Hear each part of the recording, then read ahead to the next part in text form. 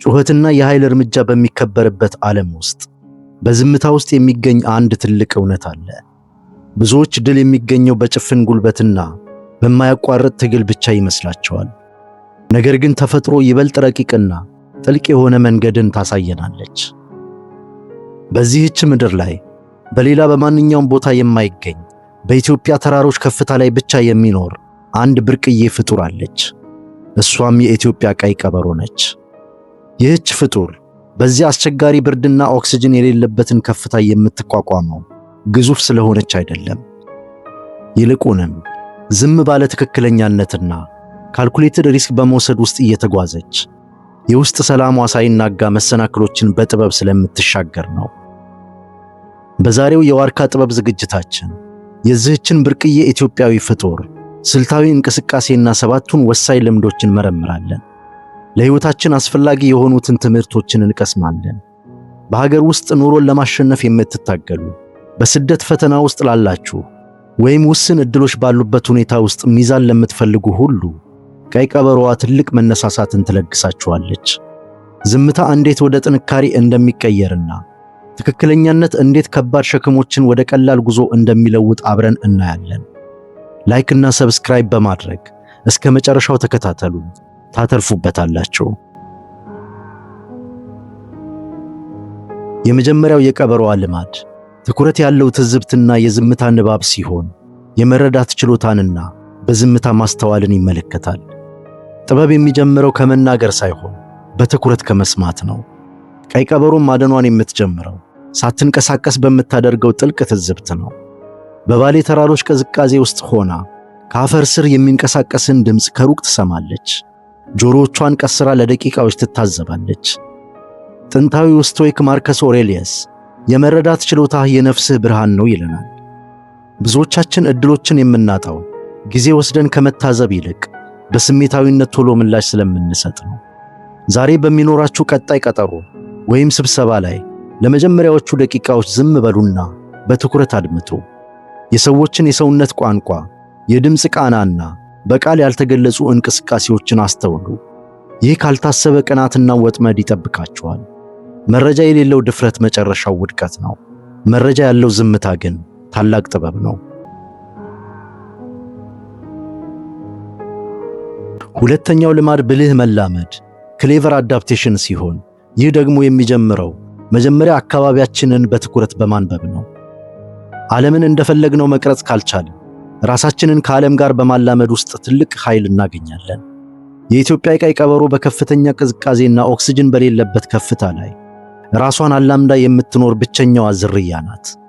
ተፈጥሮ ምቾት ባይሰጣትም እንኳን ተራራውን አታማርርም። ይልቁንም የመትረፍ ስልቷን ወዲያውኑ ታስተካክላለች። ቻርለስ ዳርዊን በአንድ ወቅት እንዲህ ብሎ ነበር፣ የሚተርፈው በጣም ጠንካራው ወይም በጣም ብልህ የሆነው ሳይሆን ለለውጥ ፈጣን ምላሽ የሚሰጠው ነው። የእናንተም ዓለም በፍጥነት ይቀየራል። የሥራ ገበያው ይለዋወጣል፣ ዕድሎች ይጠፋሉ። ቀይ ቀበሮ የሚያስተምረን ለውጥን መታገል ሳይሆን ከለውጡ ጋር በብልሃት አብሮ መሄድን ወይም መላመድን ነው። አዲስ ክህሎት መማር ወይም ዘዴያችሁን ከመጀመሪያው ወደ ሌላኛው መቀየር ውድቀት ሳይሆን ብልህነት ነው። እንደ ውሃ ቅርጽ አልባ ካልሆናችሁ መሰናክሎች ሊያስቆሟችሁ ይችላሉ። እንደ ውሃ ከፈሰሳችሁ ግን የትኛውንም ግድግዳ አልፋችሁ መሄድ ትችላላችሁ። ሦስተኛው ልማድ ስልታዊ ስውርነት ሲሆን ራሳችንን ከአካባቢው ጋር ካላመድን በኋላ ቀጣዩ እርምጃችን ያለምንም አላስፈላጊ ጫጫታ ወደ ግባችን መገስገስ መሆን አለበት። ቀይ ቀበሮ ወደ አደኗ ስትቃረብ ድምፅ አታሰማም። ጠላት ሳታፈራ ወይም አላስፈላጊ ውዝግብ ውስጥ ሳትገባ የምትፈልገውን ለማግኘት በዝምታና በዓላማ ትጓዛለች። ይህ በዝምታ የመስራት ጥበብ ከጥቃት ይጠብቃችኋል። በዝምታ ስትሰሩ ጠላቶቻችሁ የት ጋር እንደሚያጠቋችሁ አያውቁም። በዚህ ሳምንት የሆነ ነገር ጉልበታችሁን ሲያሟጥጠው አይሆንም ማለትን ወይም በጨዋነት ራቅ ማለትን ልመዱ።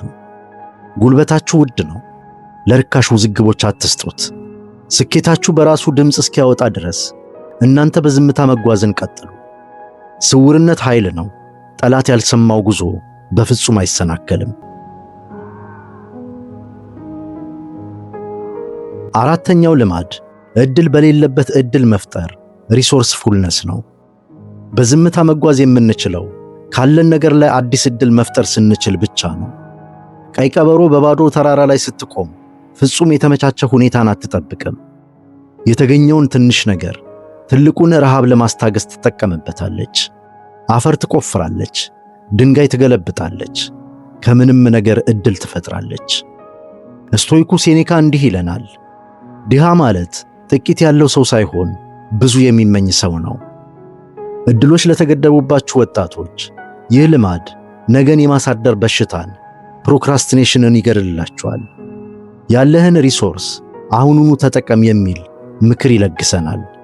በአካባቢያችሁ ያሉትን ትናንሽ ግብዓቶች፣ ጊዜ፣ ክህሎት ወይም የሰዎች ኔትወርክ በትኩረት ተመልከቱ። ትልቁን ፎቅ ለመገንባት የመጀመሪያው ጡብ የግድ ያስፈልጋል።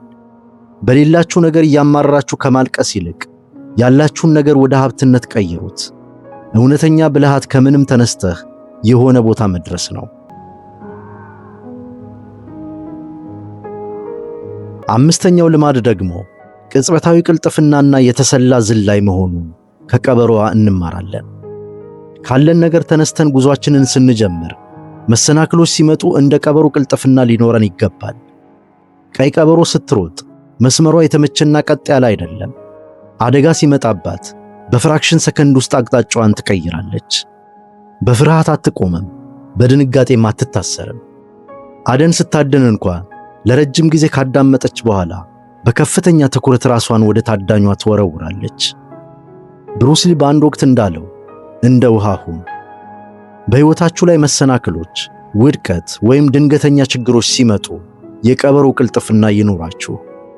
ዛሬ ችግር ሲገጥማችሁ ለ60 ሰከንድ ቆም በሉና የመውጫ መንገዶችን በሐሳባችሁ አመንጩ።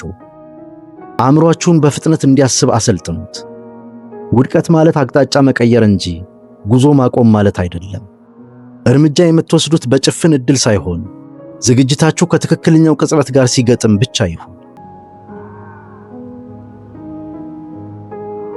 ስድስተኛው ልማድ ትሁት ብልሃት ሲሆን በብልሃት ወደ ስኬት ስንቃረብ ትልቁ ጠላታችን ኩራትና መታበይ ይሆናል ይለናል። ብርቅዬዋ ቀይ ቀበሮ እንኳ በትዕቢት ከተሞላች ልትሸነፍ ትችላለች። በትዕቢት የተሞላች ቀበሮ ለንስር ቀላል ሲሳይ እንደምትሆን ታውቀዋለች። እውነተኛ ብልሃት ትህትናንና ቀጣይነት ያለው ትምህርትን ይጨምራል። በማንኛውም ስኬት ውስጥ ስታልፉ አሁን ምን ማሻሻል እችላለሁ ብላችሁ ራሳችሁን ጠይቁ። ዕውቀት ካላችሁ ጥበብን ፈልጉ፣ ጥበብ ካላችሁ ደግሞ ትህትናን ጨምሩበት። መማር ያቆመ ሰው ማደግም ያቆማል። ስኬታችሁ እንደ ዋርካ ዛፍ ስሩን እንዲሰድ ከፈለጋችሁ በትህትና ማደግን ልመዱ። ትልቁ ዛፍ በነፋስ እንዳይወድቅ ስሩን ወደ ታች ይሰዳል። ሰባተኛውና የመጨረሻው ልማድ ጨዋታ የታከለበት መታደስ ፕሌይፉል ሪኒዋል ሲሆን ይህም ያገኘነው ስኬት ዘላቂ እንዲሆን ራሳችንን በየጊዜው እንድናደስ ይረዳናል። ቀይ ቀበሮ ስራዋን ስትጨርስ ራሷን ማደስ ታውቅበታለች። ትጫወታለች፣ ታርፋለች፣ መንፈሷን ቀለል ታደርጋለች። በዚያ አስቸጋሪ ተራራ ላይ ለረጅም ጊዜ ለመዝለቅ መታደስ ግዴታ መሆኑን ትረዳለች። ሳይታደስ የሚሮጥ ሳይደርስ ይደክማል። ነፍሳችሁን የሚያድስ አንድ ነገር አድርጉ። ከወዳጅ ጋር ጊዜ ማሳለፍ ወይም ዝም ብሎ ተፈጥሮን ማድነቅ። ቀይ ቀበሮ የማትሰለቸው ራሷን ማደስ ስለምትችል ነው። መታደስ ድክመት ሳይሆን የጥንካሬያችሁ መሰረት ነው። ነፍሳችሁን አድሱና ወደ ጦርነቱና ወደ ትግሉ በላቀ ብልሃትና በአዲስ ጉልበት ተመለሱ። አሁን በኢትዮጵያ ተራሮች ከፍታ ላይ የምትገኘውን የብርቅዬዋን ቀይ ቀበሮ 7 ስልታዊ ጥበቦችና ፍልስፍና በእጃችሁ ይዛችኋል። በዚህች ቀይ ቀበሮ የጸጥታ ትክክለኛነትና የተሰላ ስጋት ውስጥ አንድ የሚማርክ ራዕይ አለ። ይህም ብልህነትን፣ ትዕግስትንና የውስጥ ስምምነትን የሚያከብር የህይወት ጉዞ ነው። ዓለም በሚጮህበትና በኃይል በሚገፋፋበት ወቅት እውነተኛ ብቃትንና ስልጣንን በሽኩሽኩታ መግለጽ እንደሚቻል ቀይ ቀበሮ ታስታውሰናለች። ረቂቅ፣ የተሰላና እጅግ ውጤታማ። ይህ ስለ ፍልስፍናዋና ስለ ልማዶቿ ያደረግነው ትንታኔ በውስጣችሁ አዲስ የመተማመን ስሜትና ለስልታዊ ጸጋ የሚሆን ጥልቅ አድናቆት እንዲቀሰቅስ እመኛለሁ። ብልሃቱ ቀድሞውኑ በውስጣችሁ አለ። አሁኑኑ ተጠቀሙበት። ከስማችሁ ጀርባ ያለውን የጥበብ ሀብት በብልሃት መገንባት ጀምሩ። ከቀበሮ ልምዶች ውስጥ የትኛው ከእናንተ ሕይወት ጋር እንደሚቀርብ ሐሳባችሁን በኮሜንት አጋሩኝ። ቪዲዮውን ከወደዳችሁት ላይክ አድርጉት። ተመሳሳይ መንገድ ላይ ላሉ ወዳጆቻችሁም አጋሩት። ቻናላችንን ሰብስክራይብ በማድረግ ቤተሰባችን ይሁኑ። በንቃት ተጓዙ፣ በትክክለኛነት ተንቀሳቀሱ። እስከ መጨረሻው ስለተከታተላችሁኝ አመሰግናለሁ።